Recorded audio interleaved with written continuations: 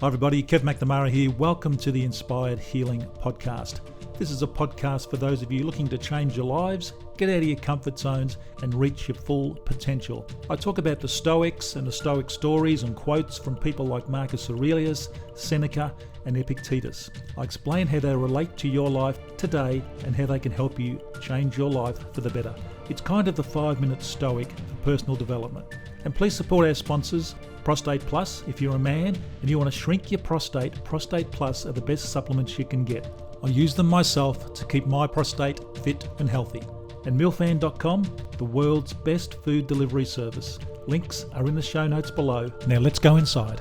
Hi everybody, it's Kev here. Welcome to the podcast. And today I want to talk about Teddy Roosevelt again. The more I read about the 26th president of the US, the more I'm just so impressed. He is such an inspiring guy. He'd be one of the most inspiring men to ever have lived. And the story I'm going to tell you today will reinforce that. Just amazing what this guy did as a president. I'm sure no other president has done what he has done. Just, both before, during and after his presidency. Just fantastic. Such an inspiring man. So today I want to talk to you about how he survived the hellish death trap known as San Juan Hill. And this is known as one of Teddy's most notable pre-presidential achievements. It came as commander of the Rough Riders, who were arguably the most famous US regiment to see action during the Spanish-American War of 1898. So Teddy fought during the Spanish-American War of 1898. Just the mind boggles. What this man has done is just crazy. Now, the Riders' legendary charge up Cuba's San Juan Heights in Cuba, on foot no less, led by Roosevelt on horseback, was a pivotal victory for American troops. Now, all that stood between US troops and the Spanish-held city of Santiago were two hills, San Juan and Kettle, which collectively formed the San Juan Heights. On the morning of July the 1st, the Rough Riders were ordered to attack the 760 Spanish troops who defended the two hills. Now, approximately 8,000 US soldiers took part in the initial charge, but hundreds of men were killed by the time US forces reached the base of the heights. Roosevelt led the Rough Riders up Kettle Hill, aided by Gatling guns manned by his fellow Americans. They were joined by Captain Pershing's 10th Cavalry, a black regiment who later became known as the Buffalo Soldiers. And you may be familiar with the Bob Marley song, Buffalo Soldiers. It relates back to this particular battle, which again is mind-blowing, how these things are all intertwined. So under heavy Spanish artillery fire, the Rough Riders reached the crest of Kettle Hill and engaged in hand-to-hand fighting with the opposing army. The Americans secured their position on Kettle Hill when the Spanish began to retreat.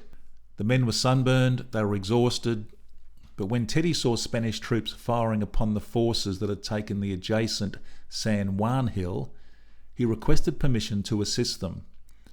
Once General Sumner gave his approval, Lieutenant Colonel Roosevelt led 500 men in a charge down the steep ravine that separated both hills.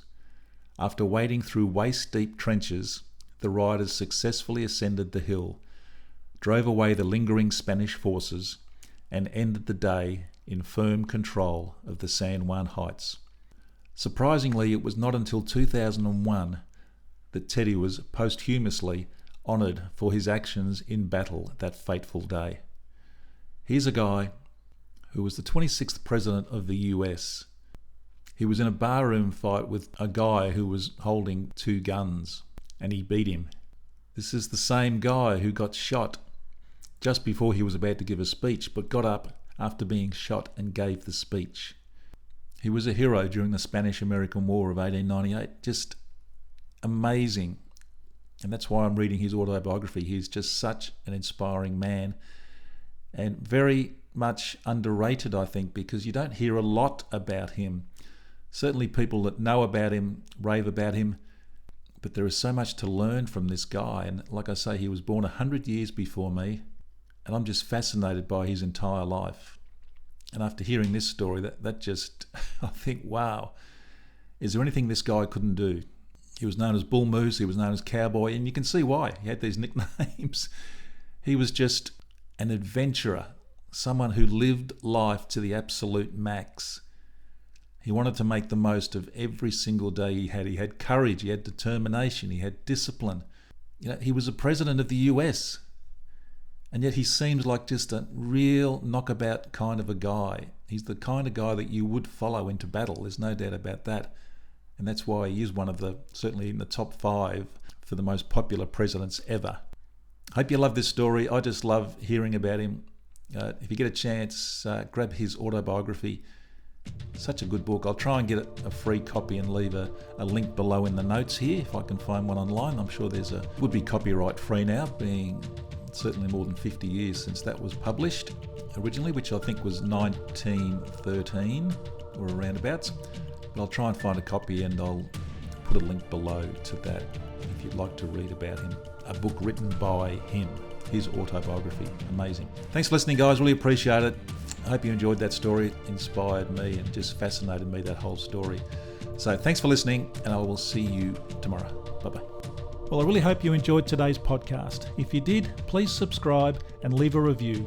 That really does help us. And also share it with your family and friends. That would be great. And please support my sponsor, Prostate Plus. Prostate Plus supplements really can help shrink your prostate. I use them myself to great effect. The links to Prostate Plus are down below in the show notes. Thanks for listening. See you next time.